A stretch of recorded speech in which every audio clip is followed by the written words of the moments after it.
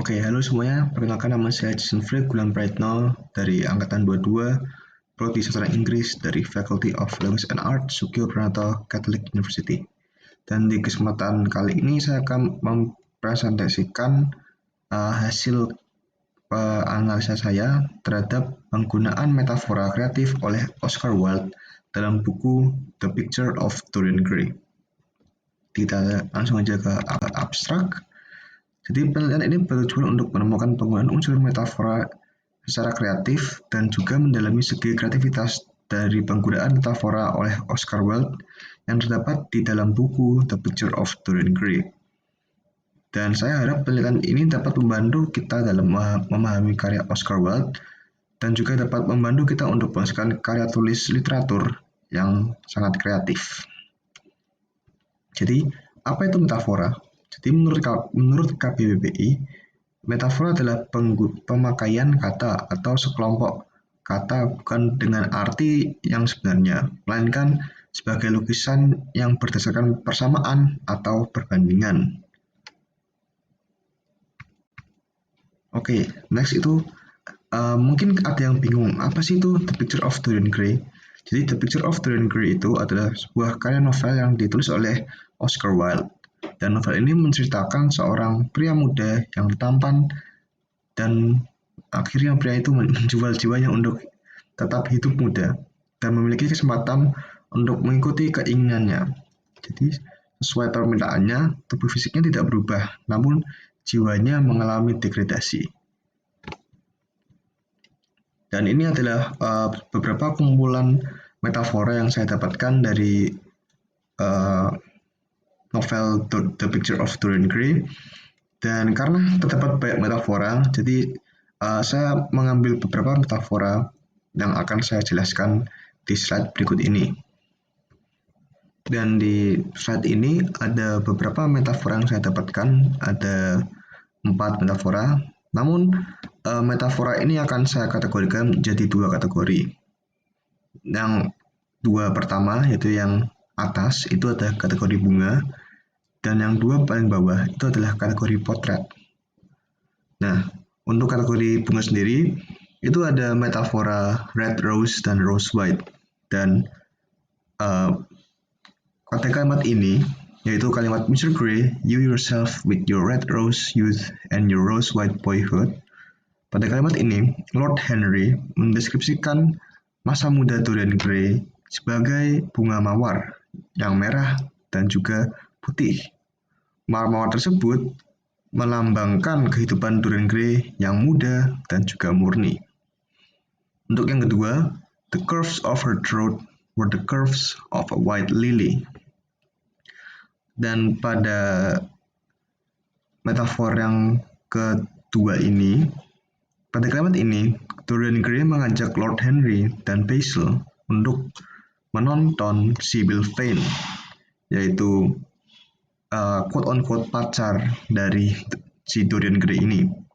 Pada adegan ini, Lord Henry mendeskripsikan Sybil Vane sebagai bunga lili yang muda atau bunga lili putih.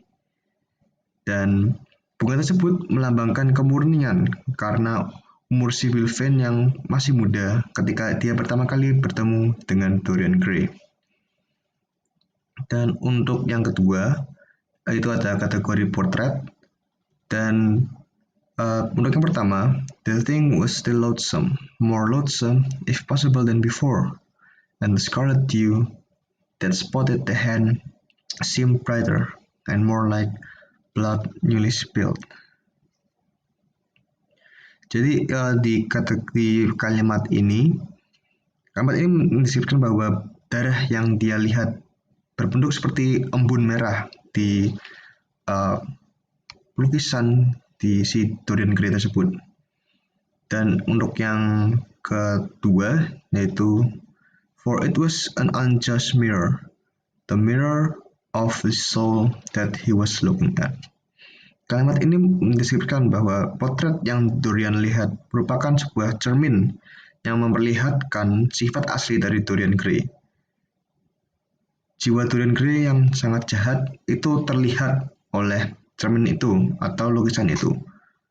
Menurut dia, potret yang ia lihat ini bersifat tidak adil karena dalam potret itu Dorian Gray itu tidak berbentuk muda dan tampan, melainkan dia memiliki bentuk fisik yang buruk dan jelek. Dan itulah kenapa dia dapat bilang kalau lukisan ini itu unjust mirror, karena dia seperti melihat diri sendiri, tapi yang dia lihat itu tidak seperti aslinya.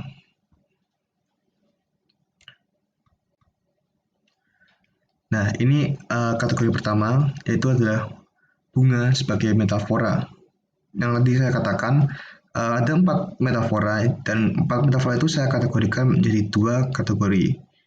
Yang kategori pertama adalah bunga, dan di sini bunga sebagai metafora, Oscar Wilde menggunakan bunga sebagai metafora untuk mendeskripsikan sifat dari karakter-karakter yang ada di novel ini. Namun, Oscar Wilde juga dapat menggunakan metafora bunga untuk mendeskripsikan kelas sosial dari karakter-karakter tersebut. Menurut The Rose Society, bunga mawar adalah bunga yang jarang ditemukan di Inggris. Dan hal ini dapat memberi sebuah latar belakang terhadap kelas sosial Dorian Gray. Jika kita bandingkan ini, Dorian Gray bisa dibandingkan dengan mawar karena mawar sendiri itu memiliki jumlah yang sedikit di Inggris. Dan dengan adanya jumlah sedikit ini, maka Dorian Gray dapat dikatakan memiliki status sosial yang sangat tinggi. Karena orang berstatus sosial tinggi di Inggris memiliki jumlah yang sangat sedikit, seperti bunga mawar yang memiliki jumlah sedikit di Inggris. Nah, untuk kategori kedua adalah potret sebagai metafora. Dalam novel tersebut, potret dapat disebut sebagai metafora terhadap Dorian Gray. Perubahan gambar tersebut menyiratkan proses degenerasi yang dialami oleh Dorian Gray, dikutip dari Yang tahun 2018. Potret tersebut merupakan sebuah refleksi terhadap kehidupan Dorian yang sudah dia jalani. Kehidupannya penuh dengan dosa dan kejahatan, sehingga potret Dorian mengalami degenerasi, sedangkan tubuh fisiknya tidak. Metafora ini dapat menjelaskan bahwa potret tersebut mencerminkan wujud asli Dorian, jiwa asli yang dimiliki oleh Dorian Gray. Jiwa tersebut tidak akan diketahui oleh banyak orang, karena jiwa tersebut bersifat tertutup, sama seperti Dorian yang menyembunyikan potret dirinya dari publik. Dan kesimpulan dari analisis ini, penggunaan metafora oleh Oscar Wilde dapat dibilang sangat kreatif, karena Oscar Wilde sendiri dapat menggunakan fenomena di sekelilingnya, seperti jumlah mawar yang sedikit dikaitkan dengan status sosial dari karakternya, untuk membuat sebuah metafor dan karya tulis yang estetis dan juga mengandung makna-makna dan pesan yang filosofis.